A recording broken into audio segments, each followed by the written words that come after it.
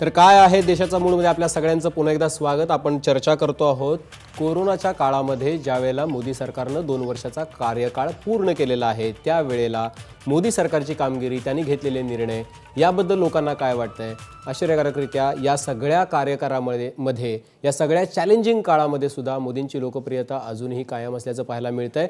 अजूनही काही प्रश्न आहे ज्याच्यामध्ये इंटरेस्टिंग उत्तर आपल्याला पाहायला मिळणार आहेत आणि लोकांना काय वाटतं हे आपल्याला जाणून घ्यायचं आहे। त्यासाठी आपण जाऊया सौरभकडे। सौरभ, अभिजित, केंद्रीय आणि राज्यातल्या नेतृत्वाविषयी काय वाटतं, सरकारविषयी काय वाटतं ते आपण बघितलंय, पण जे लोकांपर्यंत असतात ते म्हणजे खासदारांविषयी, त्यांच्या कामकाजाविषयी लोकांचं काय म्हणणं आहे ते आपण जाणून घेतलंय आणि ते आता आपण स्क्रीनवर बघूया की आपापल्या मतदारसंघातल्या खासदारांविषयी लोकांना नेमकं काय वाटतं, महाराष्ट्रातल्या जनतेला काय वाटतं। तर ते म्हणजे खूप समाधानी म्हणतात 21.83% लोक, जवळपास 34% लोक म्हणतात की काही प्रमाणात आम्ही समाधानी आहोत खासदारांच्या कामगिरीबद्दल, तर 38% नागरिक म्हणतात आम्ही असमाधानी आहोत आणि 6% म्हणतात सांगता येत नाही। त्यामुळे आकडा जर आता आपण बघितला की आपल्या खासदारांच्या कामगिरीमुळे असमाधानी असलेल्यांची संख्या जास्त आहे, त्यामुळे सरासरी जी आहे ती घटलेली आणि 17.74% इतकी झालेली आहे। तर हे झालं खासदारांचं महाराष्ट्रातल्या, आणि यानंतर महाराष्ट्रातले आमदार जे आहेत त्यांच्या कामगिरीविषयी काय वाटतं महाराष्ट्रातल्या जनतेला ते आपण बघूयात। खूप समाधानी आहेत 29% लोक, काही प्रमाणात समाधानी आहेत 32% लोक, असमाधानी आहेत जवळपास 32% लोक आणि सांगता येत नाहीत म्हणतायत 4%। म्हणजे याची सरासरी किती आहे 29.44% इतकी सरासरी आहे महाराष्ट्रातल्या आमदारांच्या कामकाजाविषयी। पुढचा प्रश्न, काँग्रेस नेते राहुल गांधींच्या कामगिरीवर तुम्ही समाधानी आहात का, या प्रश्नावर खूप समाधानी म्हणतायत 15%, काही प्रमाणात म्हणतायत 37% आणि त्याचबरोबर असमाधानी आहेत 37.99% आणि सांगता येत नाहीत म्हणतायत 9.54%। राहुल गांधींच्या कामगिरीविषयीची सरासरी आहे लोकांच्या मतांची 14.49%। पुढचा प्रश्न आपण बघूया।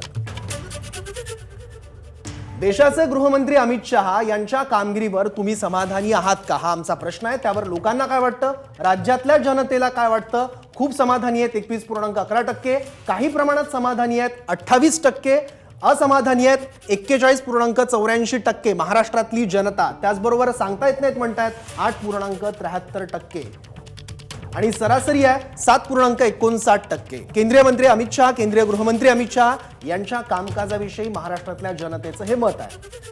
तर गेल्या वर्षभरात तुमच्या जीवनमानाविषयी जेव्हा आम्ही प्रश्न विचारला महाराष्ट्रातल्या जनतेला, तेव्हा त्यांचं म्हणणं आहे की आमचं जीवनमान सुधारलं असं म्हणणं आहे 17% लोकांचं, जीवनमान आहे तसंच आहे असं म्हणणं आहे 31% लोकांचं आणि जीवनमान आमचं खालावलं गेल्या वर्षभरात असं म्हणणं आहे 50%हून अधिक लोकांचं आणि सांगता येत नाही असं म्हणणं आहे 0% लोकांचं। त्यामुळे जीवनमान खालावलं असं जास्तीत जास्त लोकांचं म्हणणं आहे आणि गेल्या वर्षभरात जीवनमानाविषयीची सरासरी आहे लोकांच्या मतांची उणे 1.77%, कारण खालावलं असं म्हणणं आहे।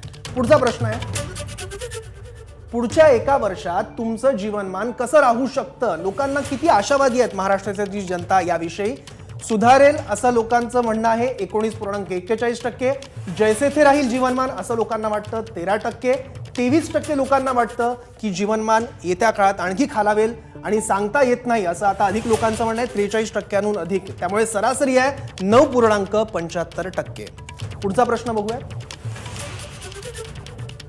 वर्तमानातल्या भारताबद्दल तुमचं काय मत आहे असं आम्ही देशात महाराष्ट्रातल्या जनतेला विचारलं। महाराष्ट्रातल्या जनतेला काय वाटतं, देश पुढे जातोय पण माझं आयुष्य नाही असं म्हणणं आहे 13% लोकांचं आणि त्याचबरोबर देश आणि मी दोघंही पुढे जातोय असं वाटतंय 22% लोकांना, माझं आयुष्य सुधारतंय पण देश गरीब आहे असं म्हणणं आहे 8% लोकांचं आणि मी आणि देश दोघंही गरीब आहोत असं म्हणणं आहे 49% लोकांचं आणि सांगता येत नाहीत म्हणतायत 5.36% लोक।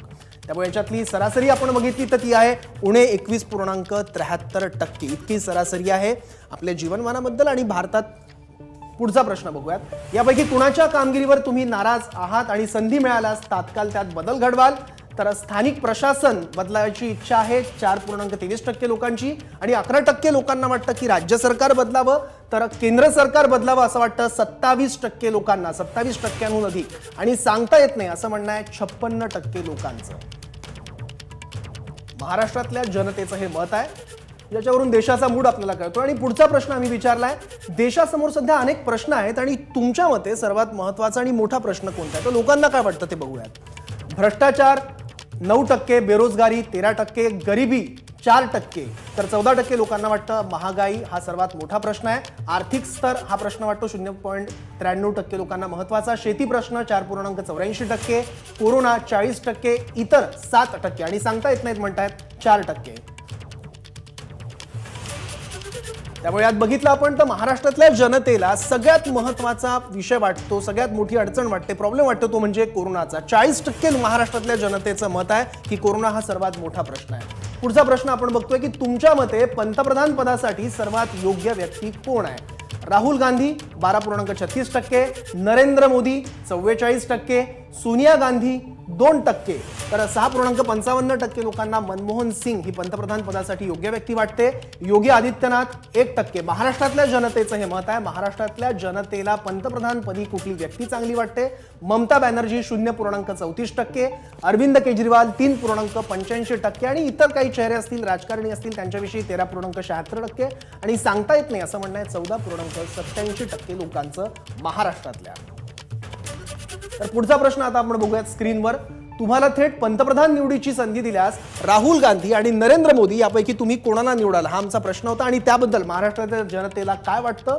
नरेंद्र मोदींना पसंती दिली आहे 54.5% लोकांनी, राहुल गांधींना 25%, यापैकी नाही असं म्हणणं आहे 11% लोकांचं आणि सांगता येत नाही असं म्हणणं आहे 9.46% लोकांचं.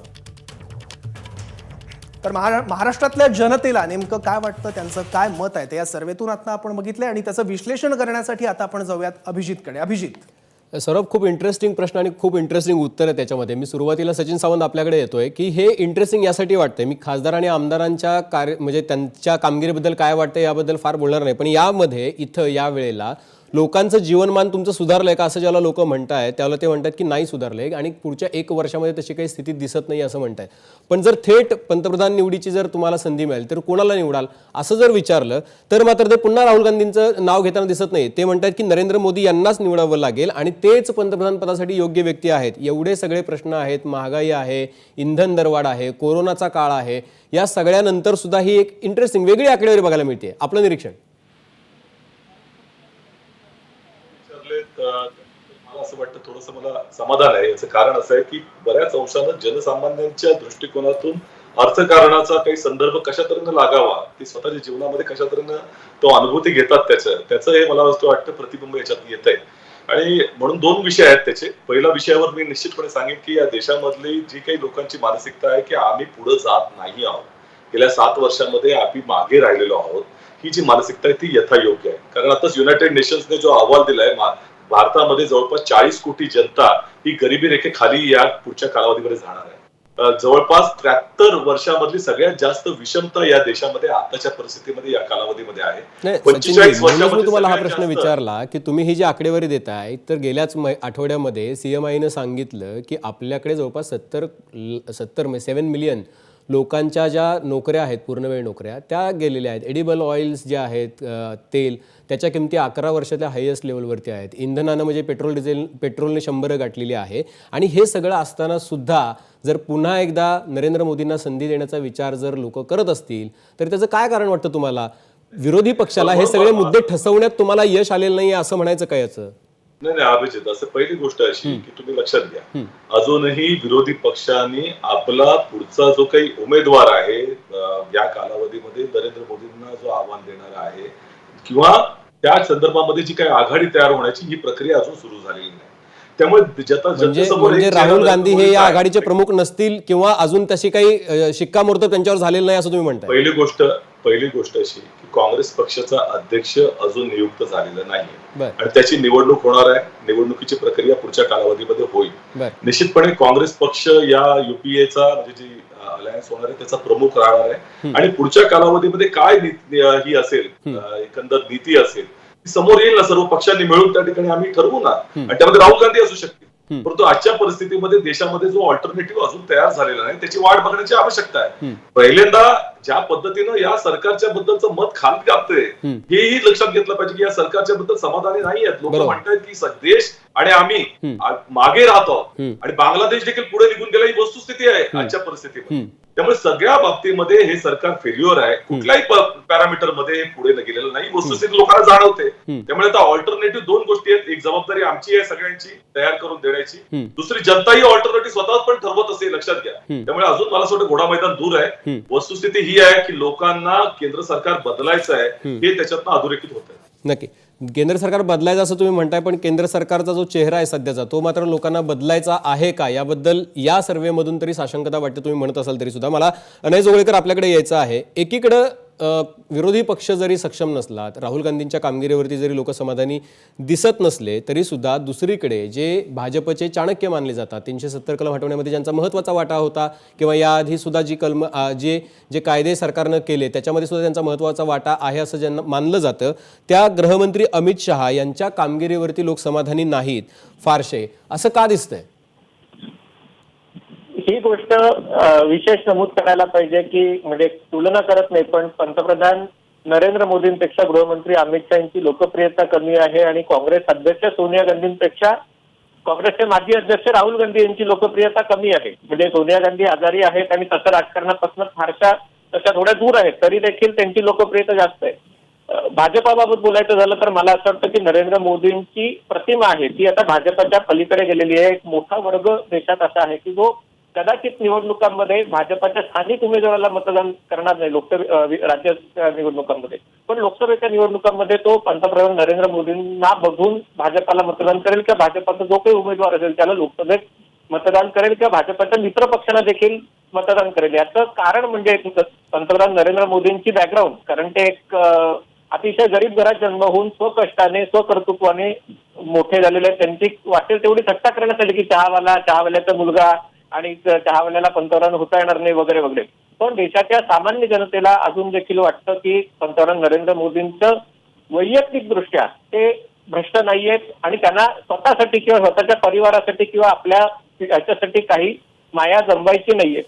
भारतामध्ये साधारणतः एक गोष्ट असते आणि हे कुठल्याही आणि ती बंगालमध्येही दिसली, म्हणजे जो राजकीय नेता ज्याला परिवार असतो मोठा, त्याच्यापेक्षा राजकीय नेता जो सिंगल असतो किंवा ज्याच्या आजूबाजूला परिवार नसतो त्याची लोकप्रियता जास्त असते. ममता बॅनर्जींच्या बाबतीत हे दिसलं, भाजपचे तर पण अनयजी मी तुम्हाला थोडं थांबवतो. मला फक्त यातला एक विरोधाभास आहे. मग असं का आहे की जे म्हणजे चहा विकणारे पंतप्रधान आपल्या देशामध्ये झाले आणि ही खूप मोठी चांगली गोष्ट आहे लोकशाहीच्या दृष्टीने, मात्र त्या आपल्या माणसावरती लोकांना विश्वास असा वाटत नाही की आपलं जीवनमान पुढच्या वर्षभरामध्ये सुधारेल.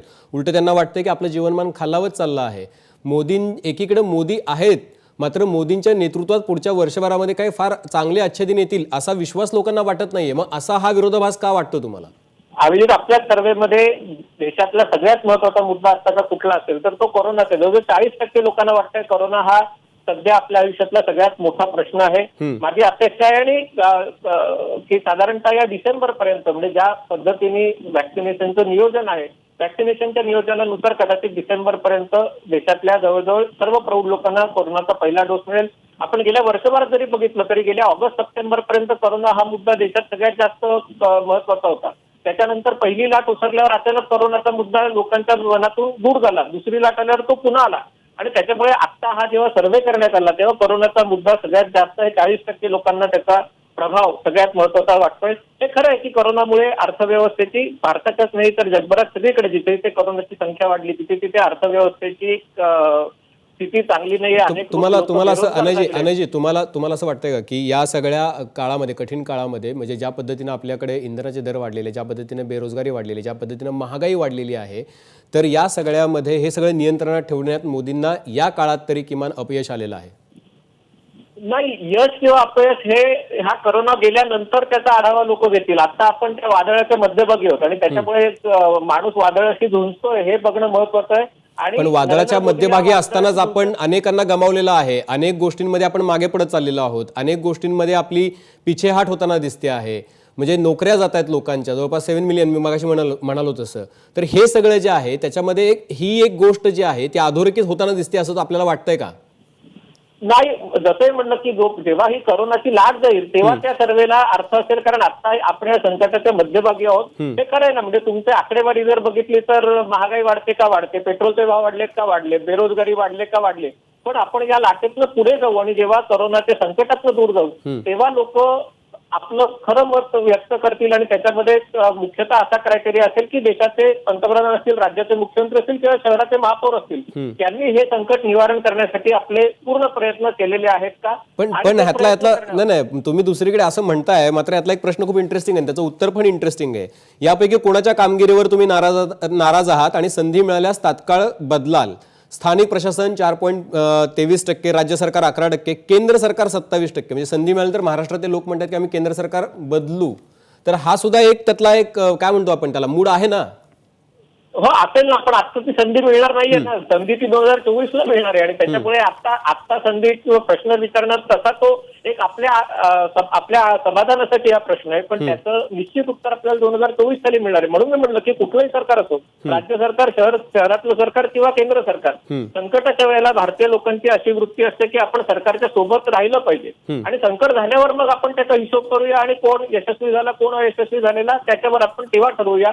आता हा प्रश्न तसा विचारणं गैरवाजवी ठरेल. नक्कीच विचारायला पाहिजे, कारण सरकारची 2 वर्ष पूर्ण झाली. नक्की सचिनजी, मी हा सेम प्रश्न घेऊन तुमच्याकडे येतोय की मला हे खूप इंटरेस्टिंग वाटतंय की लोकांना महाराष्ट्रातल्या जनतेचं मत आहे की जर त्यांना आता संधी मिळाली, तात्काळ संधी मिळाली, तर त्यांना 27% लोकांना हे सरकार बदलायला आवडेल. मात्र दुसरीकडे ज्या वेळेला त्यांना विचारलं जातंय की तुम्ही थेटपणे ज्यावेळेला तुम्हाला पंतप्रधान निवडीची संधी मिळेल तर तुम्ही कोणाला निवडाल, त्यावेळेला मात्र ते विरोधी पक्षातल्या लोकांचं नाव घेत नाहीत, कुठल्याच नेत्याचं घेत नाहीत, किंबहुना ते असंही म्हणत नाहीत की मोदींना निवडू किंवा राहुल गांधींना.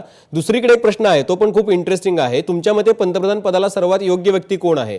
राहुल गांधींचं नाव घेत नाहीयेत, सोनियांचं घेत नाहीयेत, मनमोहन सिंगांचं घेत नाहीत, योगी आदित्यनाथ यांचं सुद्धा नाहीये, ममता बॅनर्जी, अरविंद केजरीवाल यांचंही नाहीये. म्हणजे लोक अडचणीत आहेत पण त्यांच्याकडे पर्याय नाहीये, अशी काहीशी सिच्युएशन या सर्व्हेमधून दिसतीये. नाही, मी मगाशी म्हणलं होतं वेळ लागणार आहे. ऐकत होतो त्यांचं विश्लेषण. अपयशी आहेत हे जग बोलून सांगतंय, परंतु त्यांना ते बोलवत नाहीये. ते ठीक आहे, काय हरकत नाही, प्रत्येकाचं एक मत असतं त्या दृष्टिकोनातून. माजी पंतप्रधान मनमोहन सिंग यांनी भाषण केलं होतं पार्लमेंटमध्ये आणि त्यावेळेला त्यांनी जे भविष्याबद्दल एक कथन केलं होतं की भविष्याला अर्थ तेव्हाच आहे ज्या वेळेला मी जगलेलो असेल भविष्य पाहायला. जर मी जगलेलोच नसेल तर त्या भविष्याला काय अर्थ आहे? त्यामुळे आजच्या परिस्थितीमध्ये देश पातळीवरती ज्या पद्धतीचं करोना क्रायसिस चालू आहे त्यामध्ये लोकांना स्वतःच्या जीविताची देखील त्या ठिकाणी भीती वाटते, ही वस्तुस्थिती आहे. आणि एकंदर अशा कालावधीमध्ये ज्या वेळेला गरज आहे सरकारची त्यावेळेला सरकार बरोबर नाही आहे, ही वस्तुस्थिती आहे. म्हणजे गेल्या 2 वर्षामध्ये तर लॉकडाऊन ज्या पद्धतीने जाहीर केला, 8-9 कोटी लोकांना तुम्ही रस्त्यावर आणलं, तिथपासून तुम्ही घ्या. प्रत्येक वेळेला नियोजनामध्ये कुठे ना कुठेतरी त्याच्यामध्ये प्रचंड मोठ्या गंभीर चुका दिसत आहेत मोदी सरकारच्या झालेल्या. आता वॅक्सिनच्या पॉलिसीमध्ये देखील घ्या तुम्ही, त्याचबद्दल त्या ठिकाणी रेमडेसिवीर घ्या, ऑक्सिजनच्या पुरवठ्यामध्ये घ्या. सगळ्या पार्लमेंटरी कमिटीने सांगितलं ते सगळ्या गोष्टी झालेल्या आहेत. वॅक्सिनेशनच्या संदर्भामध्ये वॅक्सिन मैत्री केलं, 6.5 कोटी एक्सपोर्ट झाले, परंतु इथल्या लोकांना वॅक्सिन मिळत नाही. त्या प्रत्येक पातळीवरती लोकांना त्यांचं अपयश दिसतंय. आणि हे एक मॉडेल आहे, लक्षात घ्या, मोदी सरकार एक मॉडेल आहे जे सेंट्रलाइज मॉडेल आहे. म्हणजे प्रत्येक ठिकाणी तुम्ही इन्फ्रास्ट्रक्चर प्रोजेक्टच्या उद्घाटनाला मोदीजी जातात तेव्हा ते एकटे उभे असतात, तुम्ही लक्षात घ्या. ही टीम वर्क नाहीये. त्यांच्या मंत्रिमंडळाच्या सगळ्या लोकांना ट्रोलिंगचं काम दिलं, बाकी ते काम करत नाहीत. आणि हे सेंट्रलाइज मॉडेल या देशाला चालवू शकेल की नाही हे 7 वर्षामध्ये दिसलंय, कारण सातत्यानं देश अधोगतीला चाललेला आहे. आणि त्यामुळे जर जनता अशा पद्धतीमध्ये 50% जास्त म्हणते की आम्ही वाढत नाही आहोत, आम्ही पुढे जात नाही आहोत, तर या मॉडेलचं अपयश हे लक्षात घेतलं पाहिजे, कारण अर्थकारण केवळ केंद्र सरकारच्या हातात असतं, ही वस्तू. नक्की. सचिनजी जे म्हणतायत अनयजी, त्याच्याशी तुम्ही सहमत आहात का? म्हणजे कदाचित तुम्हाला यातले काही मुद्दे पटणार नाहीत, मात्र काही जे मुद्दे सचिनजींनी मांडलेले आहेत त्याच्यामध्ये थोडी तथ्य दिसत आहेत आपल्याला, की महागाई असेल किंवा भ्रष्टाचार असेल किंवा हे कोरोनाचं संकट असेल, या मुद्द्यांबद्दल. नरेंद्र मोदींच्या किंवा अमित शहाच्या व्यक्तिविशेषांबद्दल जे काही आरोप होत आहेत त्याच्यात त्या गेल्या 2 वर्षात बदल झालेले नाहीये. ते सेम आरोप ते 2001 सालापासून गुजरातचे मुख्यमंत्री झाल्यापासून त्यांच्यावर आरोप होत आहेत की ते व्यक्ती केंद्रित आहेत, ते आपल्या पक्षांतर विरोधकांना जागा देत नाहीत, ते फक्त स्वतःचा विचार करतात, ते म्हणजे खोटे आकडेवारी सादर करतात वगैरे. यातला कुठलाच आरोप नवीन नाहीये. पण एवढं असूनही ते सलग 3 वेळा गुजरातचे मुख्यमंत्री आणि सलग 2 वेळेला लोकसभेच्या निवडणुकांमध्ये त्यांनी निर्विवाद यश मिळवलंय.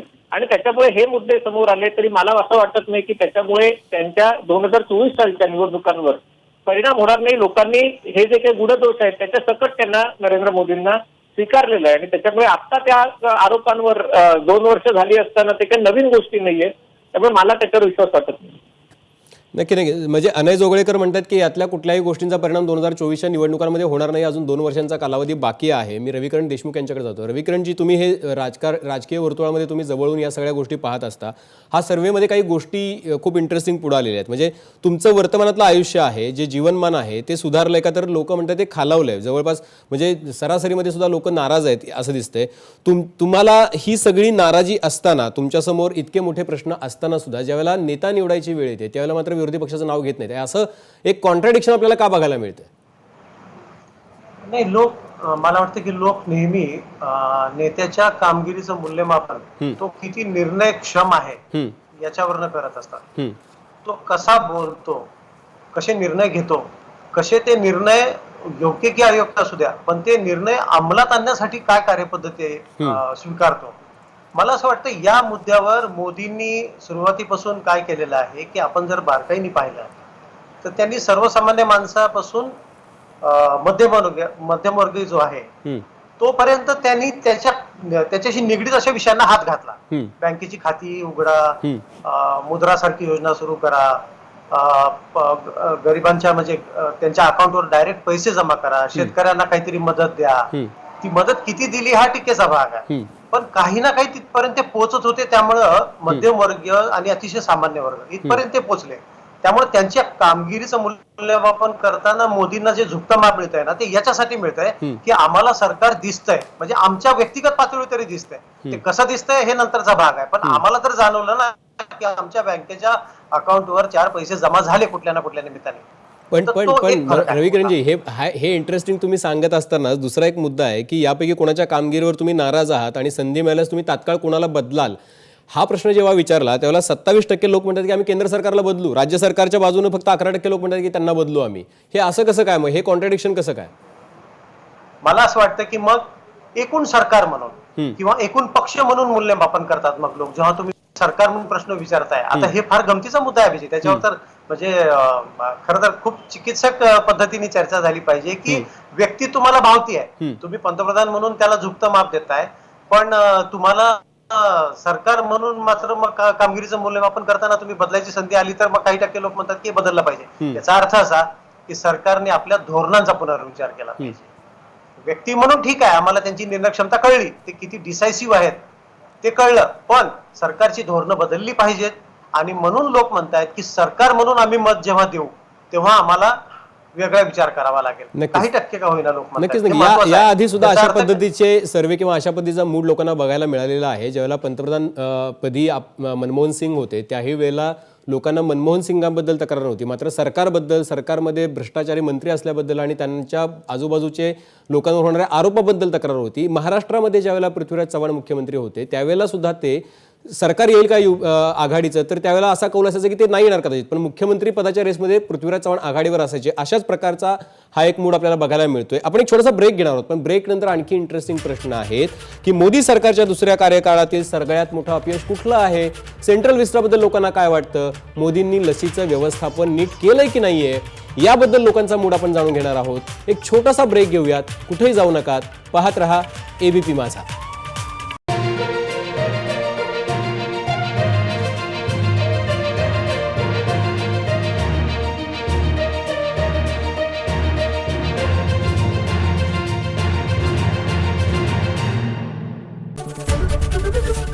एबीपी माझा, उघडा डोळे बघा नीट.